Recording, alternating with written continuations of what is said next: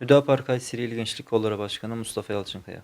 Genel Merkez Gençlik Kollarımızın düzenlemiş olduğu Mayıs ayı bahar şenlikleri etkinlikleri çerçevesinde bizler de Hür Gençlik Kayseri olarak bir takım sportif ve kültürel faaliyetler düzenleyeceğiz. Bu etkinlikleri organize etmedeki temel gayemiz, üstadın tabiriyle helal dairesinin keyfe kafi geleceğini gençlere ve gençliğe göstermektir. Malumunuz olduğu üzere gençlik bir arayış içerisinde ve bir takım ifsat yapıları da bu arayışın farkında. Hatırlayacaksınız, geçtiğimiz günlerde Batman'da düzenlenen gayri İslami ve gayri ahlaki konser bu duruma örnek olarak verilebilir. Biz elimizden geldiğince ve gücümüz yettiğince bu dejenere ve yozlaştırma faaliyetlerini Hür Gençlik olarak düzenleyeceğimiz etkinliklerle dur demeye çalışacağız. Etkinliklerimizin birkaçından bahsedecek olursak, masa tenisi turnuvası, doğa yürüyüşü, sinema etkinliği, gençlik buluşması ve gelin tanış olalım gibi çeşitli etkinlikler olarak sıralayabiliriz. Buradan sizlerin de aracılığıyla genelde tüm gençliğe, özelde ise Kayseri'deki genç arkadaşlarımıza etkinliklerimizi tanıtmış ve duyurmuş olduk.